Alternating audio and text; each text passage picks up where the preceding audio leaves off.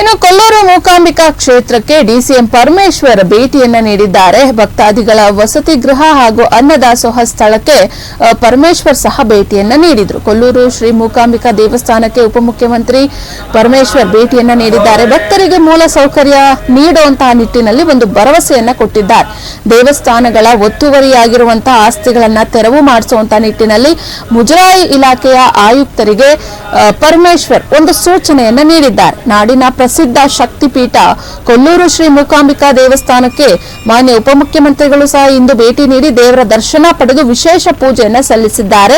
ಬಳಿಕ ದೇವಸ್ಥಾನದ ಭಕ್ತಾದಿಗಳ ವಸತಿ ಗೃಹ ಆಗಿರಬಹುದು, ಅನ್ನದಾಸೋಹ ಗೃಹ ಆಗಿರಬಹುದು, ಅಲ್ಲಿ ಆ ಸ್ಥಳಕ್ಕೆ ಭೇಟಿ ನೀಡಿ ಅಲ್ಲಿನ ಒಂದು ವ್ಯವಸ್ಥೆಯನ್ನ ಪರಿಶೀಲನೆ ಮಾಡಿದ್ದಾರೆ. ಯಾಕಂದ್ರೆ ಎಲ್ಲವೂ ಸರಿ ಇದೆಯಾ, ಪ್ರತಿದಿನ ಇಡೀ ನಾಡಿನಾದ್ಯಂತ ಇಡೀ ರಾಜ್ಯಾದ್ಯಂತ ಸಾಕಷ್ಟು ಭಕ್ತರು ಕೊಲ್ಲೂರು ಮೂಕಾಂಬಿಕೆಗೆ ಬರ್ತಾರೆ.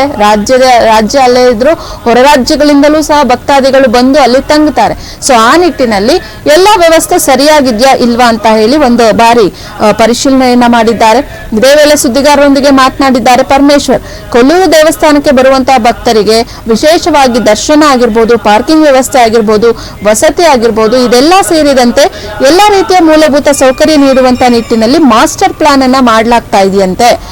ಮುಂದೆ ಅದನ್ನ ಹೇಗೆ ಕಾರ್ಯಗತಗೊಳಿಸಬೇಕು ಅಂತ ಹೇಳಿ ಉದ್ದೇಶವನ್ನ ಕೂಡ ಮಾಡ್ತಾ ಇದೀವಿ ಅಂತ ಹೇಳಿ ಮಾಧ್ಯಮಗಳಿಗೆ ಪ್ರತಿಕ್ರಿಯೆಯನ್ನು ನೀಡಿ ಮಾತನಾಡಿದ್ದಾರೆ. ನೋಡೋಣ.